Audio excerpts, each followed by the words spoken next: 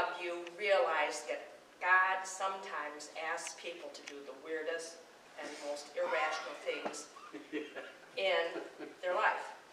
You know, I know Pastor says that Isaiah ran around naked. You know, God said to Hosea, marry a hoe.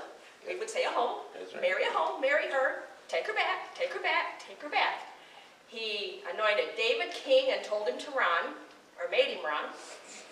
He made Daniel and the other Hebrew children survive through Nebuchadnezzar.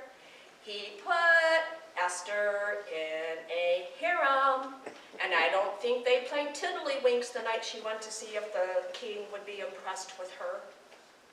We may not look at it that way, but she was being prepped for a certain kind of service. Play chess. And kinda. So 2 years ago, this popped up on my Facebook today. 2 years ago on Smile FM, this guy gave a testimony from one of his friends. And he said, this came from the guy called the Dice Man.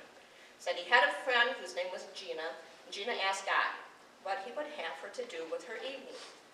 And she says, God told her to go to a specific gas station, go back to the frozen foods, and stand on her head. She rejected the idea at first, but the impression remained and kept getting stronger. So she decided to take the risk and go do it. She got to the gas station, waited until the aisle had cleared. I can relate. Then as quickly as she could, she stood on her head, intending to only do it for a second or so she wouldn't get caught. Right as she did it, the back door opened, a clerk came out, and the clerk's jaw hit the floor. Then the clerk started crying. The clerk was at her wit's end and had just prayed angrily in the back room that God needed to give her a sign that he was real and loved her. She was so upset, she said, unless someone is standing on their head when I open the door, I'm going to kill myself. The student witnessed to the clerk about Jesus, and the clerk got saved that night. Hallelujah.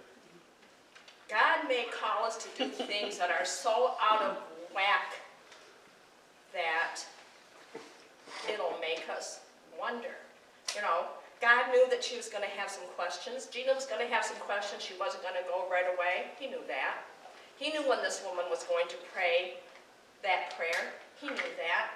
He orchestrated it so it would happen when it needed to. She didn't know, but she obeyed.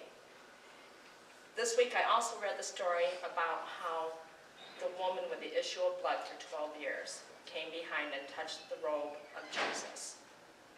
And Jesus knew it. And the disciple says, why are you asking who touched you? Don't you see how pressed in we are? You know, it's kind of like going into the mall during Christmas time and everybody's in there being crazy. What do you mean you know somebody touched you? All these people are touching you. But she had a purpose.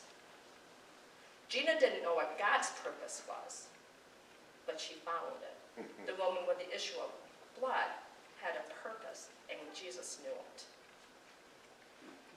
God may ask us to do wacky stuff. I don't know. It may not seem too wacky, you know. Sometimes it's just letting somebody ahead of you in the grocery line, or maybe paying for somebody behind you at Walmart. Maybe it's like what my husband did and spent the day yesterday with Heather and her father and asked Victor if he knew Jesus.